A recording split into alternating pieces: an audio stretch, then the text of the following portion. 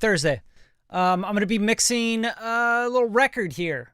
It's a pretty fun one. It's from this artist named Kevin Whitaker. And hopefully Kevin shows up for this. I don't know. It'd be pretty fun. But it's kind of a new wave vibe. I'll be in Logic Pro mixing. I'll be showing you guys sort of how I got the session set up. I'm going to be doing some prepping as I go. I've already got some tones kind of dialed in, some subgroups, buses, etc. And even the master chain, I'm starting to get the master chain going and stuff. And just wanted to jump on here because I'm doing some work on it. Probably do an hour here live with you guys. And just if you have any questions or anything, you can ask questions. I thought it'd be fun to kind of share the experience with you guys. So here I am in Logic Pro. It's kind of my weapon of choice for producing and composing. But if an artist or someone comes to me and they're like, yo, I got a Logic session, you think you could mix and master in Logic, then I can do that as well. So that's what I'm doing. So here we have the track. I'm just going to play it for you where I have it right now. And you're going to hear a lot of things like kind of out of balance and things I haven't touched yet. But I'll just let you kind of get a vibe for what this is. It's kind of like an 80s new wave vibe. I think it's pretty cool. It's very unique.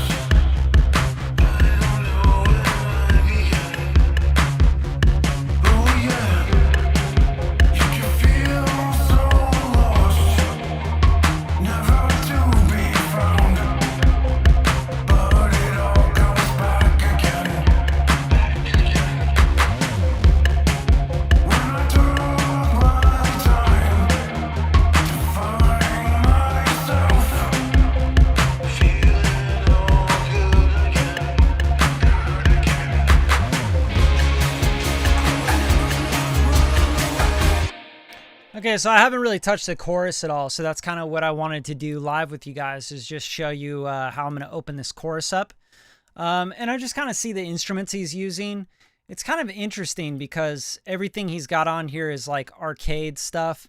So they're just kind of like arcade synth runs and things like that, which, you know, makes it kind of a weird way to mix for me. But, you know, everybody's at a different level. Everybody does different things, and you got to be able to handle all those things. So typically with this stuff, I just bounce it down to audio. I'm not going to do that on the live right now just because that's a really boring process. But yeah, I've been kind of working on the verse so far and just kind of dialing in a tone and a vibe for the verses.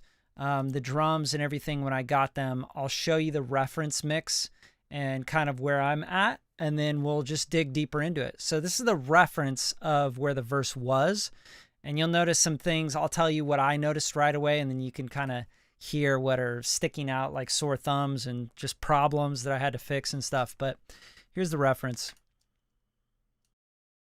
You can feel so lost, never to be found, but it all comes back again. When I took my time to find myself. Okay, so number one thing, like his vocals like pan to the left. It's just not really going to work in a commercial sense.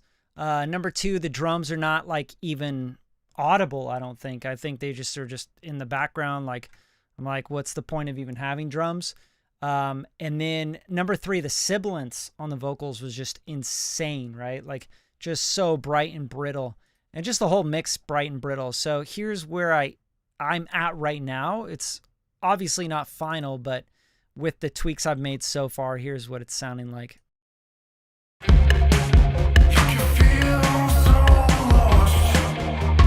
Never to be found, but it all comes back again.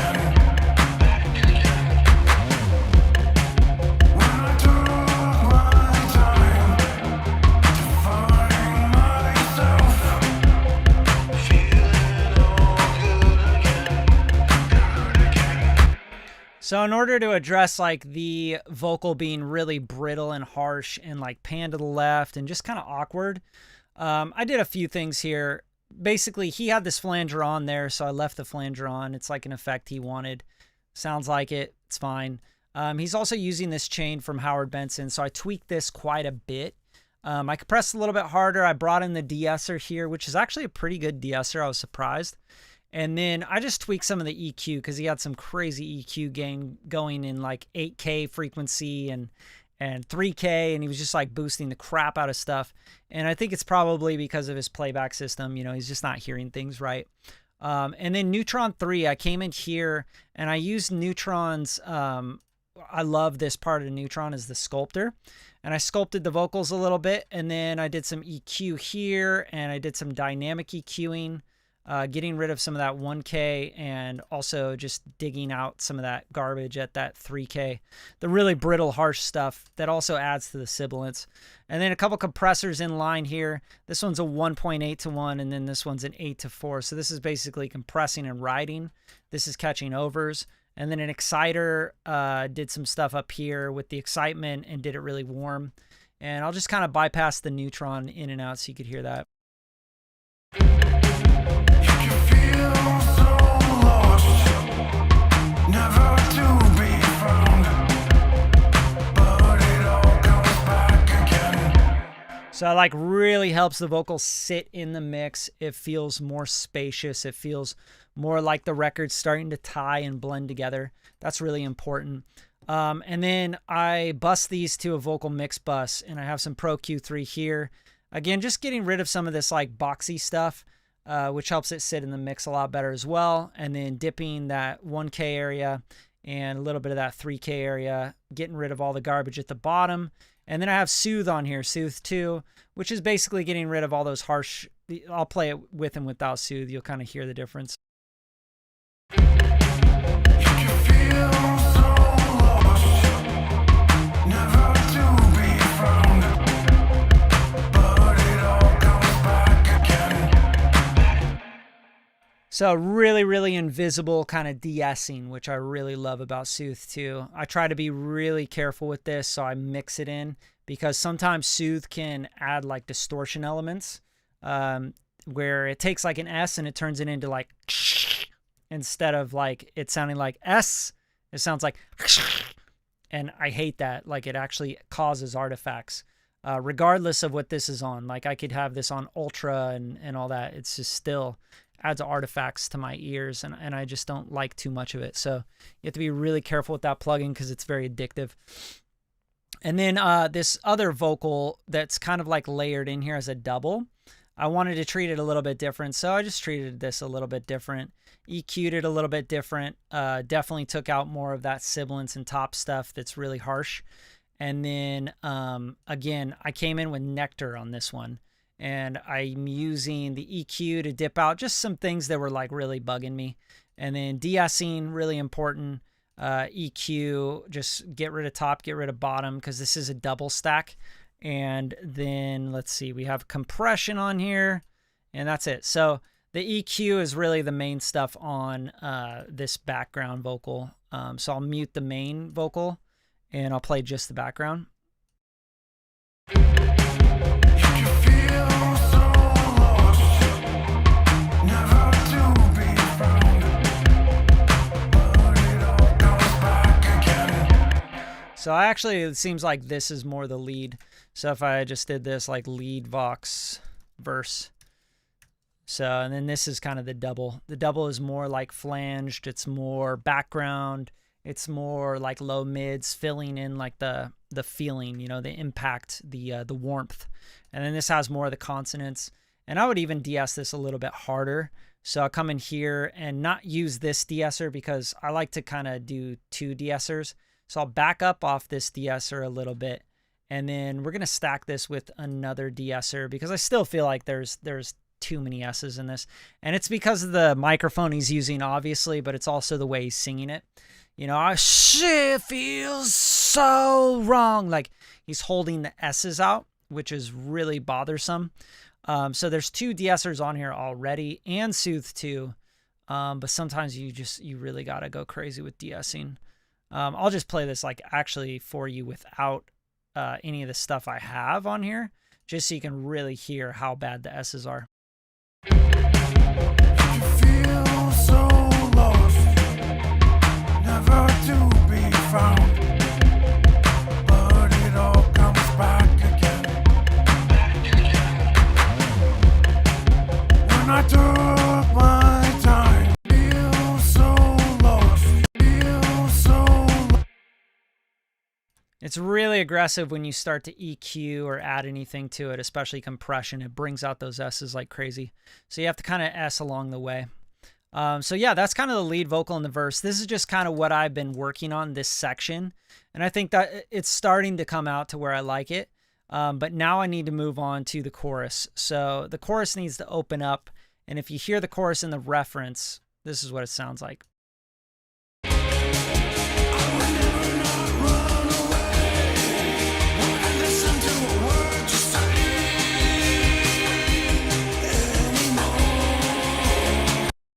So it's very apparent to me that he wants all the instruments to be heard, but they're just like really brittle. Like what he has is just so brittle, it just won't translate. So we need to kind of like start with the drums is usually what I do and see what we got going on, because we do have two different drum patterns. We have one in the chorus and one in the verse. I do think that these verse drum settings will translate to the chorus drums for sure. But I've added on the chorus drums, I've added a little EQ, some Neutron 3 again. I'm shaping, sculpting, doing some EQing, exciting, all that stuff. And then I have the transient designer just to give it a little more attack there as well. So let's start to dial in these drums. I'm not paying attention at all to the vocals at this point. I'm really dialed in right here. And then these are also going to a drum mix bus, which is just some compression, some EQ really. And then that EQ and compression drum mix bus is going to go to a master bus, right? So let's find our master bus. I may not actually have done much on the master yet. Okay, let me see here. So I have a master bus. I'm actually going to put the master bus into the mix here. So here's the stereo out here. I'll just assign, put this, create this track out there. I think it's there actually. Let me see. So we got stereo. Sometimes things with Logic when you're mixing are just kind of confusing. I'm like, I'd rather mix in Pro Tools, to be honest with you. So let's go rename track. Okay, so let's take this master fader and let's start to, this is where I really love to use channel strip settings, and why I even sell channel strip settings is because they're a great starting point, and I don't want to open up every single plugin to get to the final. So I'm going to open up something here. I think a vintage 80s master channel strip is going to be damn near money on this, right? And then a lot of the times when I open up a channel strip, there's things I pay attention to, and it's typically going to be the gain structuring, right? Because one thing you don't want to do is just open up a channel strip and be like, yeah, this is just going to work because it's a mastering channel strip. Like, don't be a fucking idiot, okay? So obviously your gain structure is going to be completely different from whatever this was used on specifically before, right? So what I'm going to do is I'm going to back up off of some things. I'm going to bring this in because I don't want that to be there, and I want to filter this stuff. I'm just basically not affecting the top and bottom of this, and I want to take that down, and I'll probably just tame a little bit and recover a little bit. Not much. And then we're going to go to the Weiss. This is the Weiss compressor, and I'm just looking at gain for the most part, right? Like limiter gain. Let's take that down. Just make up any sort of gain that might be going crazy, because we're not trying to get a bunch of gain out of this right now. What we're trying to do is we're just trying to get a sense of glue and something for this stuff to go through. So the Ozone 8, I'll probably swap that for Ozone 9 just because Ozone 8 does some weird shit on newer computers. But this should be pretty good. I'm just going to bring the threshold up so it's not going to be compressing or limiting as hard. And then let's just hear the chorus going through the master chain, and we'll adjust the gain as we need to on that part. So this is the chorus, drums. I haven't touched the vocals. Mind you, this is just part of my process. I'm going to start bringing in the drums first. We're going to get it sounding good, and then we're going to bring in the vocals, and then we'll bring in synths and guitars around that stuff. So let's check this out.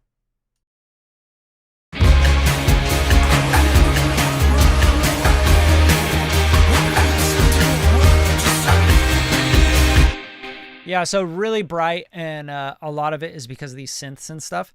So let's see what this brass is doing. Yeah, like it just seems like he really loves high mids, which is not a good thing. It's never going to be a good thing in a mix. Basically, what he's starting to do is he's starting to stack things to get things to cut, when really what he needs to be doing is taking away from things. For example, like you can see here on the brass, he's got, I did not do any of this, this crazy EQ curve, and he's got an exciter on here as well. So typically what I'll do is I'll just go, bloop, see ya, don't need you, right? Because I'm going to be mixing this record. But I understand what he's trying to do. That's the important part, right? So I'm getting his intentions across. So let's listen to this without that exciter and the crazy EQ.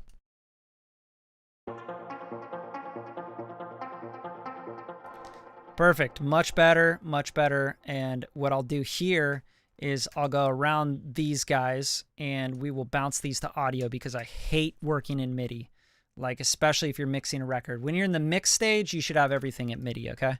So it's just, or audio. So let's just bounce this. Let's make sure we give some tail at the end here, just in case something rings out. Bounce this in place. We'll call this brass 1. And we'll bounce that. And that's just going to go through the arcade plugin, so nothing else. I want to see the audio when I'm mixing, because first of all, with arcade or any loop-based stuff, you just have like one MIDI line, right? And you can't play in the middle of that MIDI line. Nothing will play. You have to play from the beginning of the loop, right? So if we have audio, we can play into the middle of a loop. Voila. So now what we have is an actual audio signal, right? So I can play right here and it'll play. If I played this loop, it wouldn't play if I started it in the middle of it, because it's like a MIDI signal, okay? So another thing I always do is I turn off the track, I turn off the plugin, I mute the track, I do like, you know, the triple threat there, and then I hide the track. So now I just have the audio. I'm happy, right? So that's cool. I'm going to go there. I don't need to do much of that housekeeping right now with you guys, because I'm really going to work on these drums, and then I'm going to bring in the bass. We got to figure out what our bass is here as well. So here are our drums for the chorus, and here's our bass. So I want these to work together really well.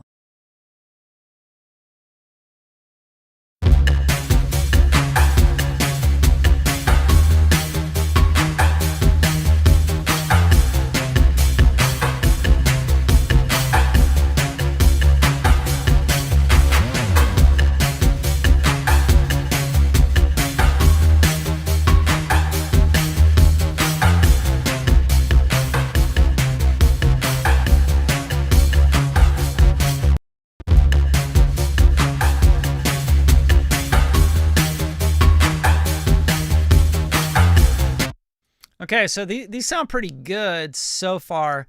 The only thing I'm realizing about the drums here is that they're just a little bright for me, for my taste, and I don't think it's really necessary for them to be that bright.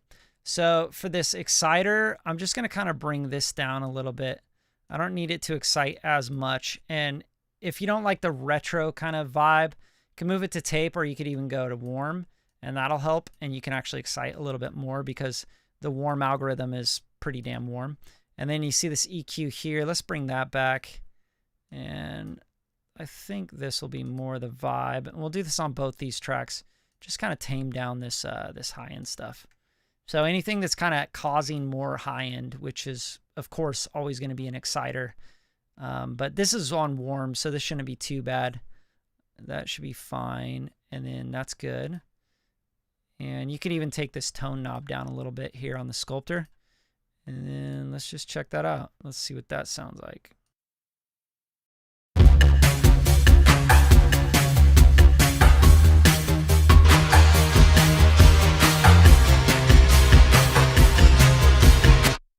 So this synth is crazy. Like what he's got going on here, it works, but it's just like a little much. Like it's really like almost annoying in the frequency ranges, you know?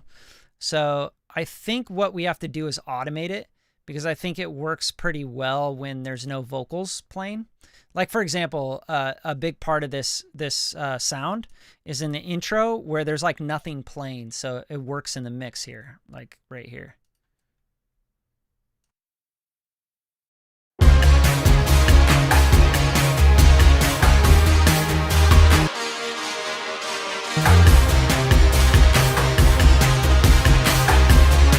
And even then, I think it's a little bit harsh, right? Like it's pretty harsh sounding to me. So what we want to do is go in here, Exciter, we'll blend that back a little bit. EQ, boosting, yeah, of course, right? And then this stuff, like the 1K area, 2K, 3K, that gets really harsh, especially if you're like synths. Like they don't need all that, man. That's crazy shit. Crazy talk. And now that we're going through the master bus, it's also starting to add some more high end and some more compression that's bringing that up a little bit, right? So let's just kind of tuck that back.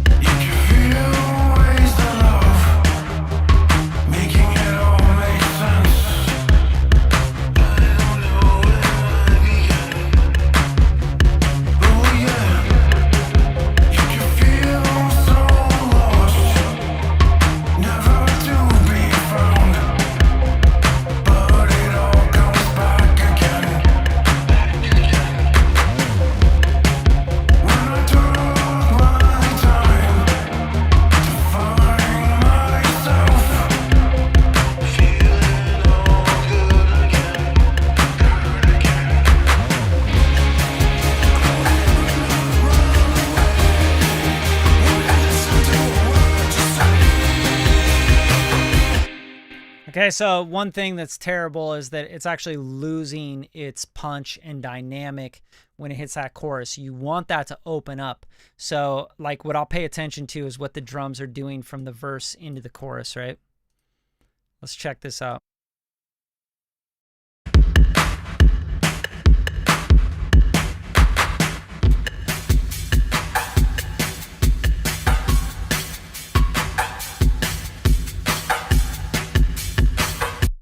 So what I'm hearing right away is there's actually phase issues with these drums playing together.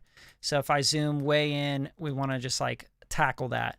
They look like they're in phase, so it's probably the plugin differences or something else that's going on that's making these kind of phasey. And I'm wondering if these are different patterns or if they're the same pattern. So that's something I'm just going to kind of check out. And this is kind of part of mixing nowadays, right? Like is correcting people's production mistakes. Just making sounds like work together. You have to really pay attention to all this stuff because a lot of people producing records really just don't understand the physics of sound. You know, they're just like, does this sound cool? I don't know. I think so. Right? So you got to be really careful. This isn't punchy. If you'll notice, I'm paying attention to the kick drum, and the kick drum is just going plump, plump, plump, plump. But if you listen to it coming from the verse, the kick drum's nice and punchy, you know? It sounds good. It sounds fat.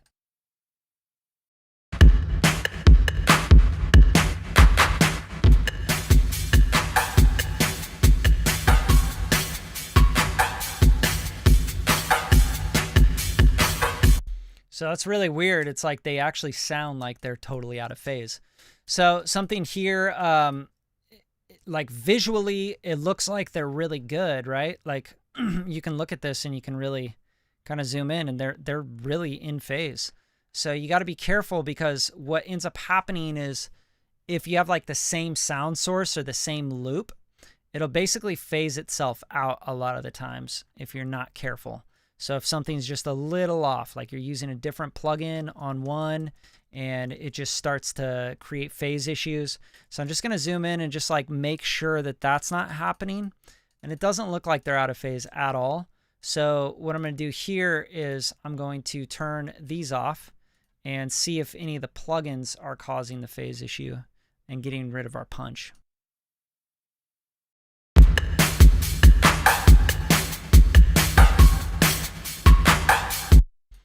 And there you go. Like that's typical, right? Like 100%, like it was the plugins. So let's turn these plugins on one at a time. Let's go with the Pro Q and let's check this out.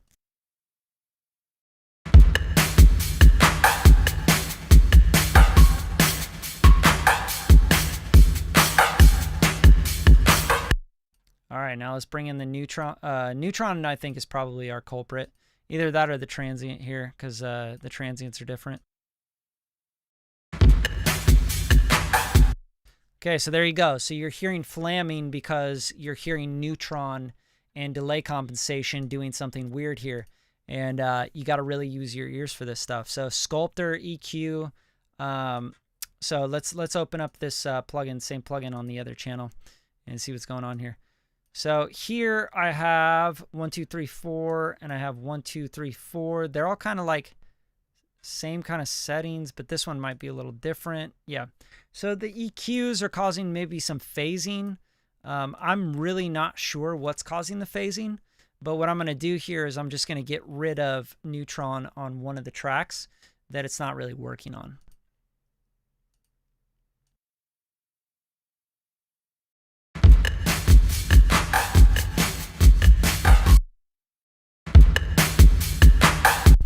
So it looks like I'm going to end up just getting rid of the neutron stuff on this chorus, and that's okay. We will just do this manually. We'll find our compression. We'll find the stuff we need on here. And I'm going to actually just work on one drum part at a time, because another thing I'm not understanding is why he has two drum parts stacked up. You know, maybe they're different parts and they're syncopating each other, but it's just not really necessary. I'm going to listen to both individually and see if there's any differences.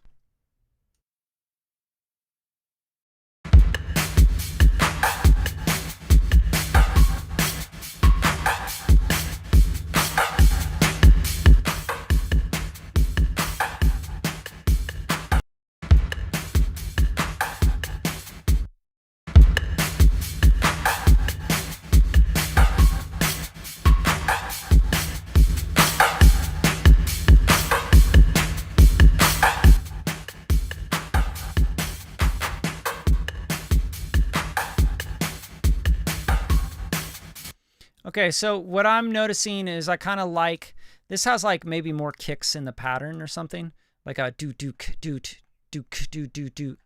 But I'm just reading the transient information, and they look pretty damn similar. There might be like a double clap in here or something. So what I'm going to do here is I'm going to treat this one up top like the main drum, because I feel like that's the sound that I like. And then I'm going to treat this one as sort of like the mids and the highs. Just that's what I'm going to get out of it. I'm not going to get the kick drum so much out of it. Okay. So what I'm going to do here is I'm going to go, okay, let's bring this up and let's just hear this and try to get that mid-range stuff out of it.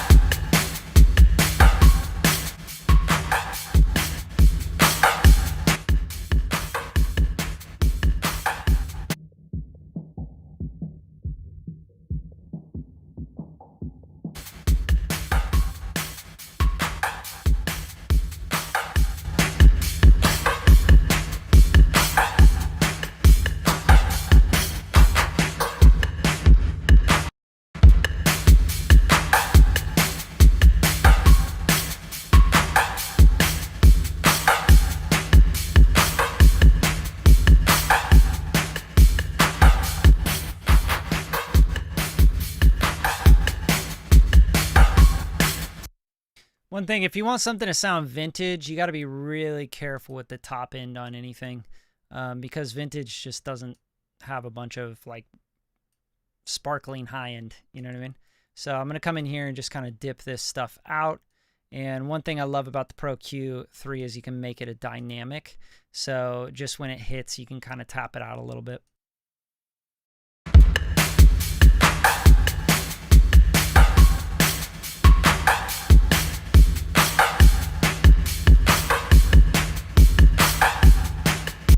Now remember, if you have a bunch of high end in the drums, where do all those high sparkly synths go? Where do the high parts of the vocals go, etc.? So you got to be really careful there. And then the vocals do go up here. They're you know, like he goes up here. So you're going to have more high end in the voice. So you want to make room for the high end. You don't want it necessarily in these drums. Like, why waste your real estate? And this is where it comes in, where you need to cut rather than boost a lot of the times. So let's go in and just kind of carve these drums a little bit.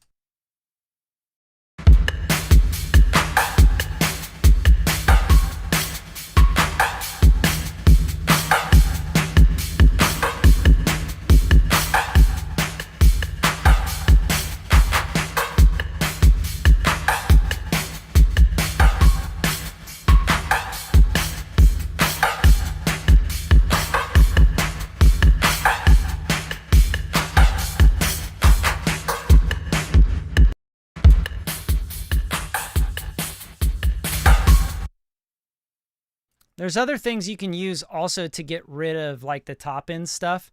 You could use tape plugins. You could use, you know, there's a really fun one, I think, from AIR. There's a vintage filter. This one's fun. So you got vintage filter, you got lo-fi. Lo-fi is great. I really love lo-fi on this kind of stuff. You could easily just like down the sample rate. You can also, you know, I'll show you a couple things. You could try the bit depth. You can alias it. You can do all sorts of stuff. You can even just flip through a preset that gives you like, you know, vintage drums or vintage hardware 1, you know, let's try these out.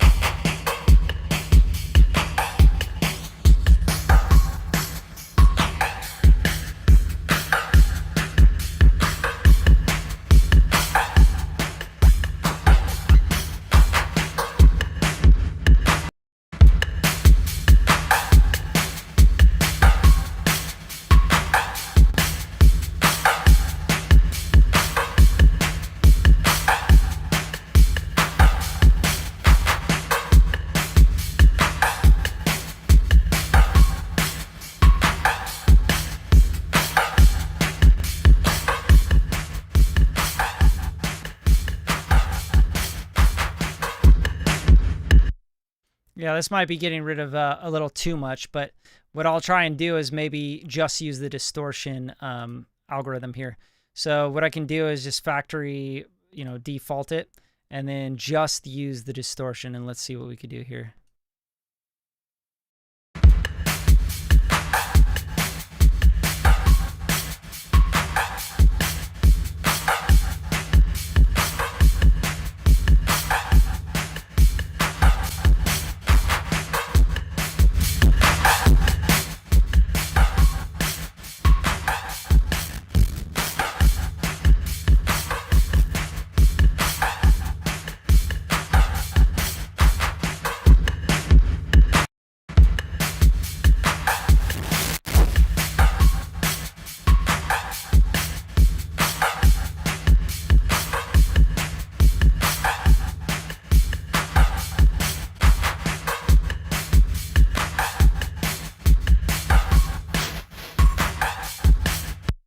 Okay, so what I like about taking the bit depth down is, and we don't really need this clip too high, I just want like a little touch of that, is that like from the 80s, you had like the SP1200, right?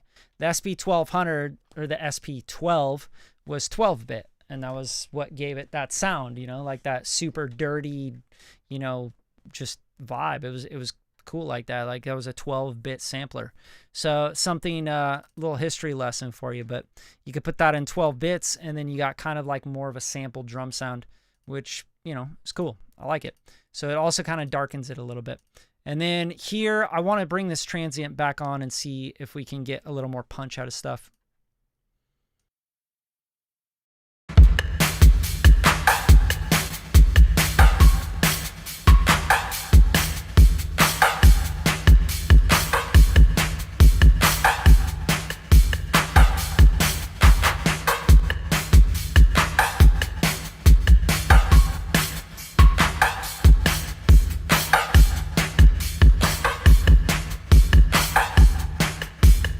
So real cool. Like that's just like a vibe for me. I think the drums are in a good spot to bring in this bass. And then what we're going to do now is bring in the bass and just get this bass to sit right in the chorus. For the bass, I did quite a bit, man. Like here, I'll turn all this stuff off so you can hear where the bass was, and then I'll bring it back in.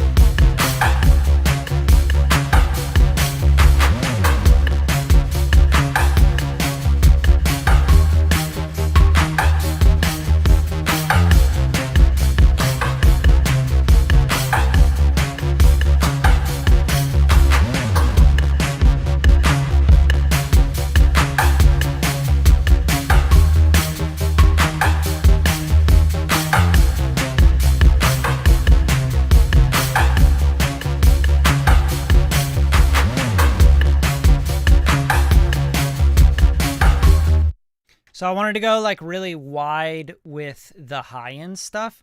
So basically I'm using this imager to kind of push the, here, I'll show you that again. Sorry. I don't know why it keeps popping back out. So this imager is basically like the low end is very focused in the center. And then I have like the mids kind of pushed out to the side a little bit.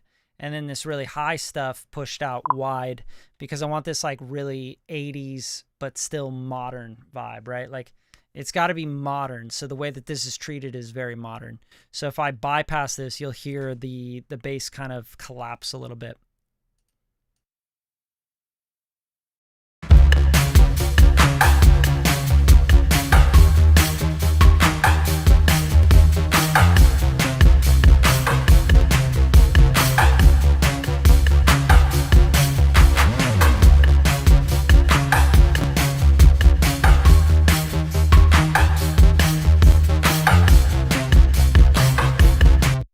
So it kind of gives the bass like a sense of space and treats it more like a bass and a synth kind of doing that pulsing. So that's like really important, I thought, to kind of the breadth of the track, you know, like it's just kind of like a main element. So now that I have the drums and the bass popped in, now I'm going to start to bring these vocals back in. And it looks like Tuck, you got a question there. What's the link to submit tracks on Dropbox for Radium Records? You can actually just send me an email, man. Like send me an email to info@radium-media.com and just send me a Dropbox link or a WeTransfer link and just say like attention, you know, music submission or something in it, just so I know what it is. So basically now I'm going to bring in these vocals and start to bring them in the mix like I had the other ones. And you'll notice right away that he has a left and a right panned vocal. And for me, this probably is not going to work. It just doesn't really make sense when you only have two vocals. It's just a weird way to do it. I don't know why he did that. I don't know if there's any reasoning behind it, but like we'll listen to it and then we'll make a decision because it's a weird, like panning of a left and a right of the same exact thing. Like this doesn't even look like it was cut differently. You know what I mean? Like it looks like it was duplicated and then panned left and panned right. And that's just really not what you want to do to get the effect that he's trying to get. What you want to do is cut a lead, and then you want to cut doubles like left, right, double left, right, maybe even harmonies left, right, or punctuated parts left, right. But, you know, doing this is really weird. So first of all, I can see like this is really gained up. This is really low. So I'm just going to come in here and I'm going to gain these down and up. And really simply, I need to, first of all, just flatten and merge his stacks. I'm assuming that this is what he wants, obviously, because he has it in the session. So go in here, click on the numbers, and just flatten and merge. And then this way I can actually edit these motherfuckers. Like I don't want them all like in packed folders and shit. So bam, bam, bam. And then, of course, as always, I typically save the session. So I'll go save as, and I'll save the session as today's date. So this is still V1 for me, but I'm going to save it as 0902. So I know like when I worked on it, and I know if I need to go back to or import any data from yesterday's mix, I can do that, right? So just bam, save it. Okay, and then here, what I want to do is I want to just gain these down. Like I want to go, okay, let's take that guy down to the same, at least close to the same. So we're not like blowing out compressors or anything, right? So bam, bam, bam, just give it a couple dB down, and then this part I think could probably come in. Just reading the waveform is all I'm doing here. You know, like simple stuff. Gain this one up a little bit, you know. It's like playing a video game, putting a puzzle together. That's what we do. And I'm doing this for both, but I probably will only use one of these. And I might even give him a production note of like, hey, you want this to be wider in the chorus? You want it to be bigger? Could you cut some doubles, right? But we'll fake it for now. I'll show you how we're going to fake it too. So just chop this guy, gain it down. I don't want these all like different levels is basically what I'm doing. So just chopping and gaining. Really fun stuff, guys. The fun part of making records, right? Okay, so there you go. So that's like a little bit more even. Now let's hear these vocals, and probably just knowing what these vocals already sound like, I'll probably take the chains that I already made on the verse and have that as a better starting point for these chorus vocals, and just copy them over. But let's hear them first. I don't want to do that before I give this guy a chance here. You know what I'm saying? So let's copy these over, or let's play this, and then we'll see kind of where that's at.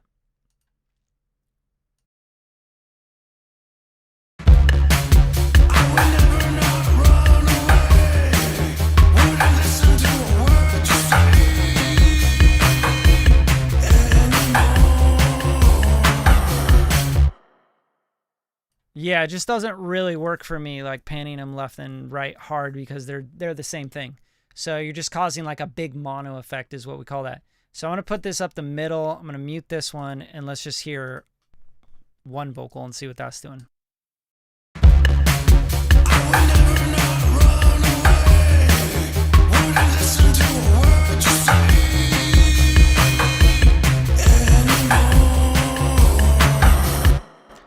Way better for me. That was just a weird effect going left and right like that.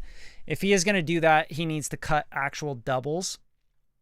And then we can also do cool stuff like, you know, if you wanted to have this be like a double kind of thing, you can do that by maybe running it through Melodyne and changing the format, like format shifting.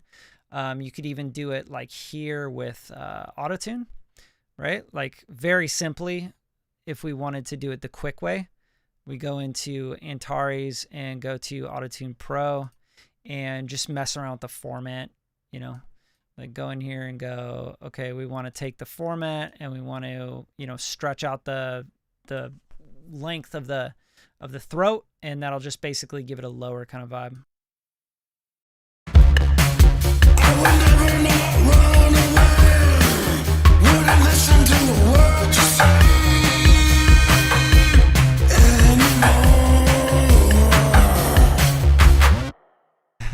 right? It's kind of it doesn't really work, but also like we probably need to go on like alto at least for him and be in the right key, which I think this is just A flat major, something like that, right? A flat major, B sharp, or sorry, not B sharp, G sharp. So go to G sharp major. Pretty sure it might be a minor key, but pretty easy to figure out. We can just look at all of his different arcade synths, right? See what those are in. I don't know why his arcade is like super jumbo sized. Every time I open one of these, like jumbo screen. Yeah, so A flat major sounds good. And then let's pop that on there and just see if we can kind of get this vocal sounding a little different if we're going to use it as a double stack. I will never not run away. Wanna listen to a word you say anymore. I will never not run away. Wanna listen to a word you say. I will never not run away. Wanna listen to a word you say.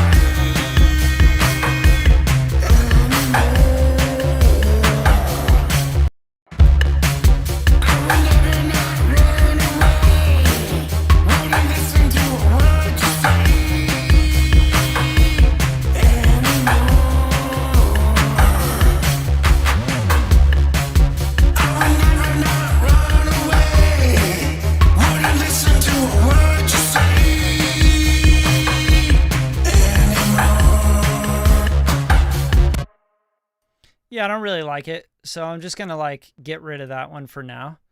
And these look like they're grouped. I don't know why they're grouped, but anyway.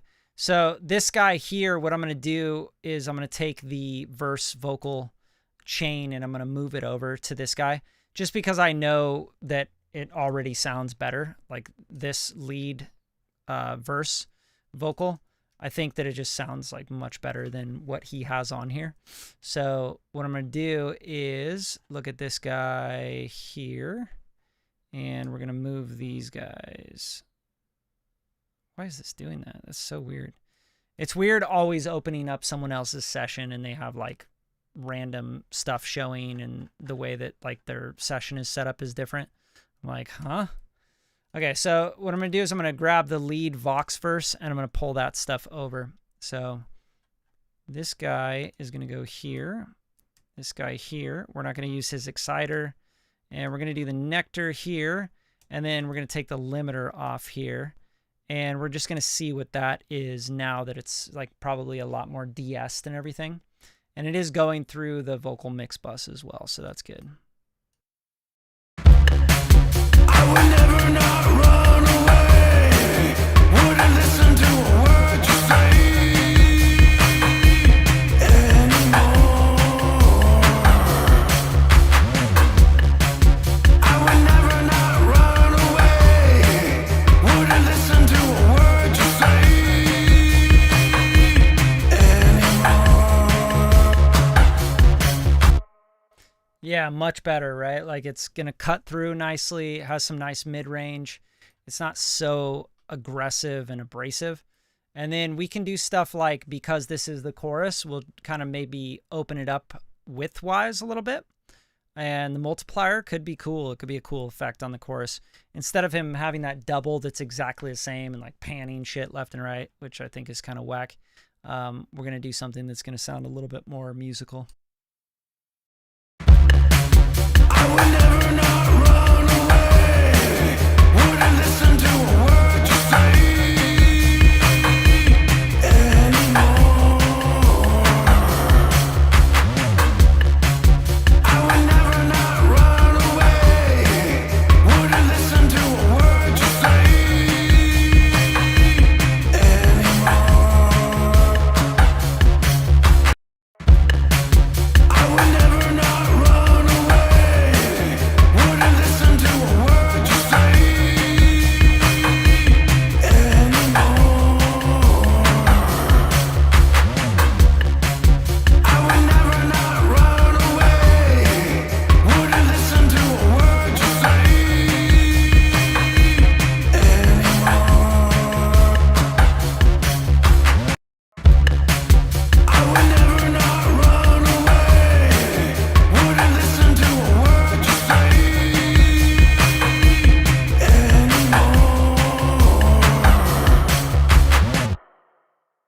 And that's pretty aggressive, right? Like we're going pretty aggressive on this. So I'm going to start to kind of trim the fat here. I don't want this EQ on here. I don't know how that... Oh, did I not move the EQ over? I thought I did. Okay, let me see here. Pro Q3. That's what we want. I don't want this this channel EQ bullshit on here. Okay, so we're going to go bam.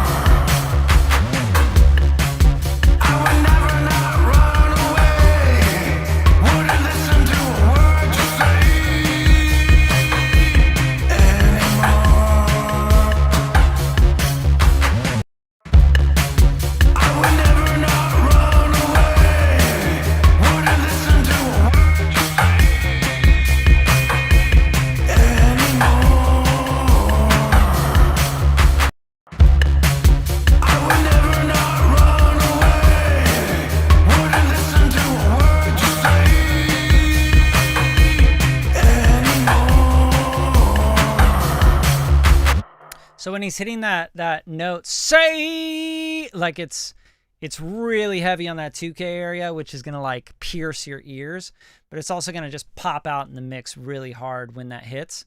So I'm just kind of ducking that out. And you notice like I'm doing a lot of ducking and a lot of like cutting.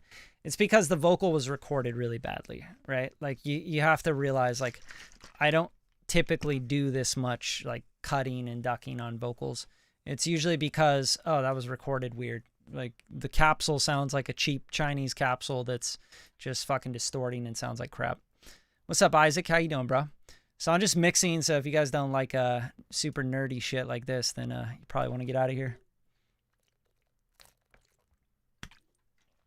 But if you're liking this, you know, drop a thumbs up, show some love. I'm always into that.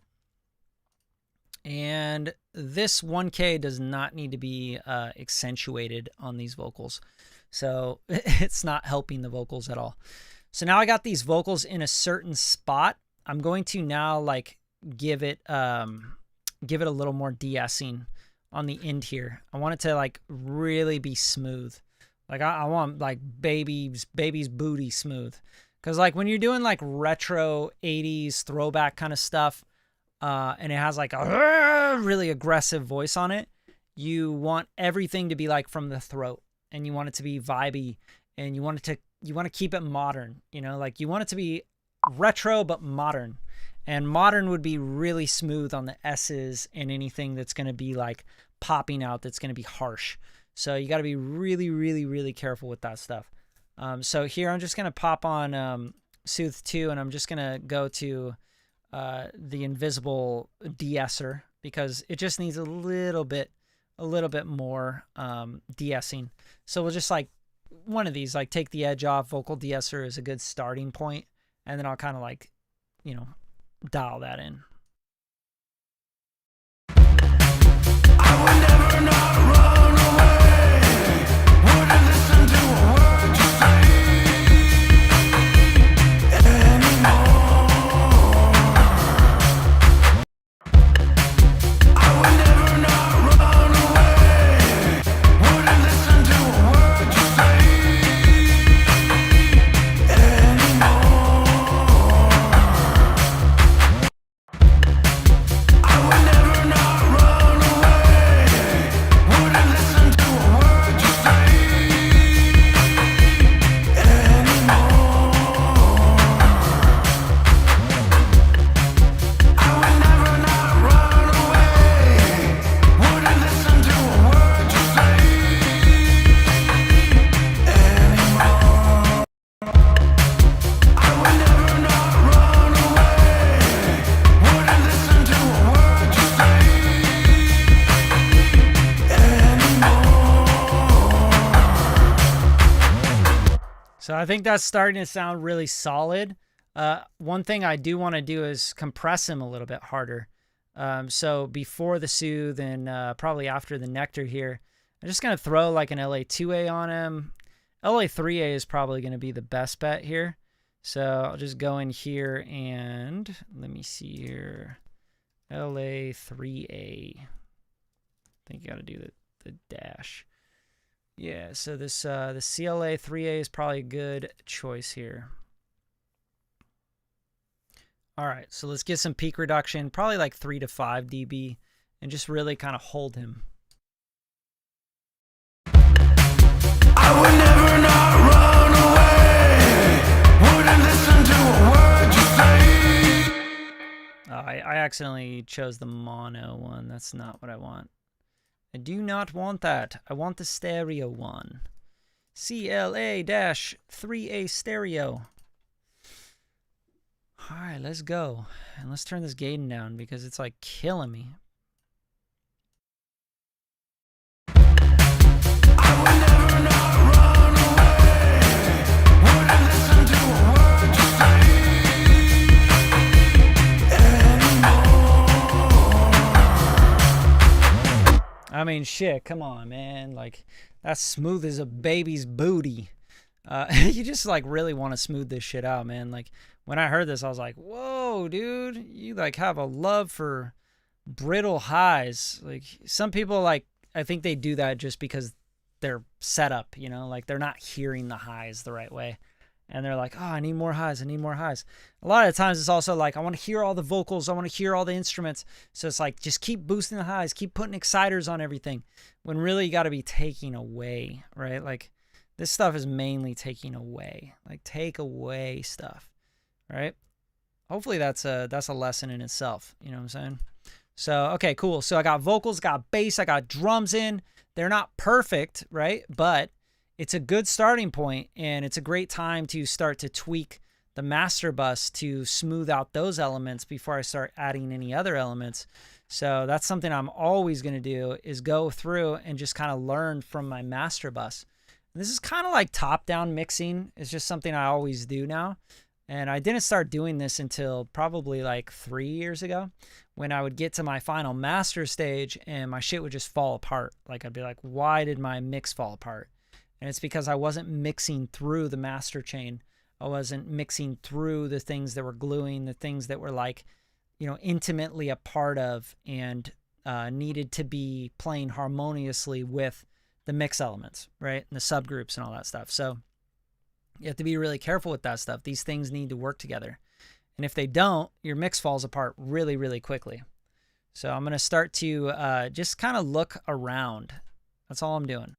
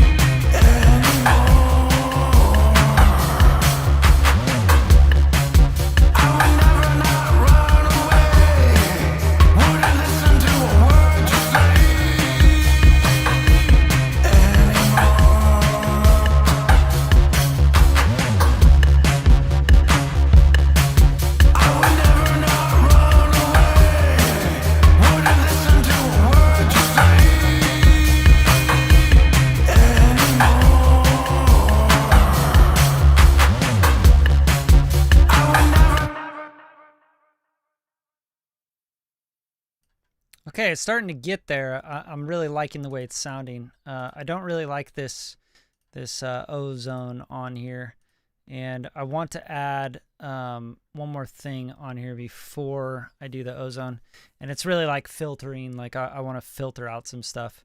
I don't think that this record needs like that big of a bottom end, and I don't think that it needs this like really sizzly top end.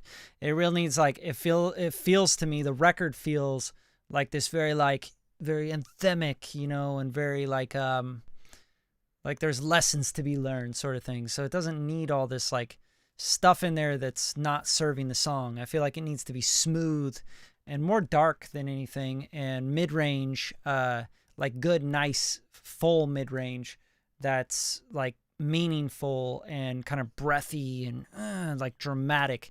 But you know, the top end's not serving it. Like you have this like all that stuff. You have all the S's and the sibilants. It's all distracting from the message of the song. And I really, really pay attention to that stuff really, really heavy. Like it's something that pops out to me about songs all the time. Like I'm like, what does this song feel like? And what does the sonic imprint of it need to feel like? You can't have a song that feels like one thing and then like the sonic imprint be completely different. It just doesn't work. It sounds like totally detached. So I'm going to open up the back CQ here, and I'm just going to sweep out all the garbage at the bottom here. And I might mess around with this low end stuff, but for the most part, I'm going to mess with this filter at the bottom. I would never not run away. Wouldn't listen to a word you say anymore. I would never not run away. Wouldn't listen to a word you say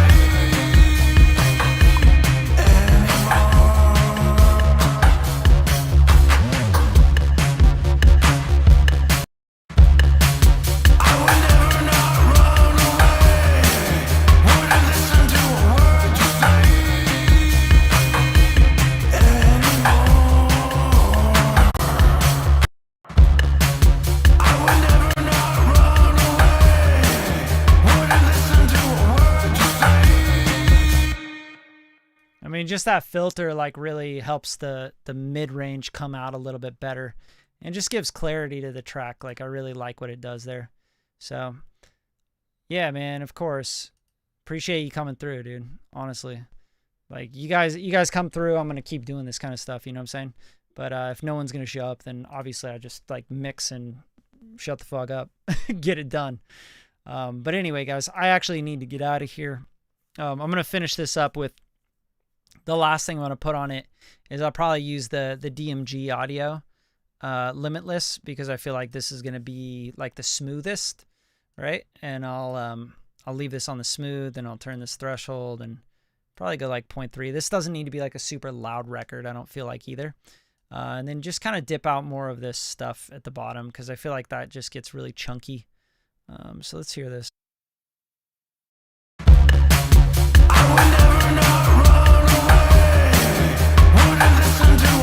say anymore. I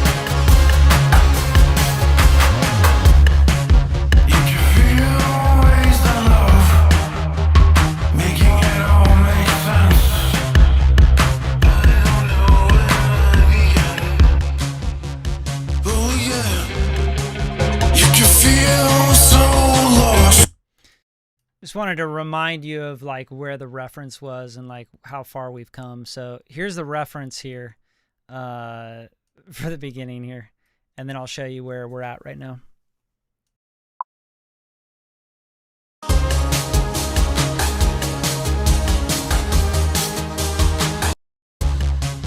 You can feel ways of love, making it all make sense.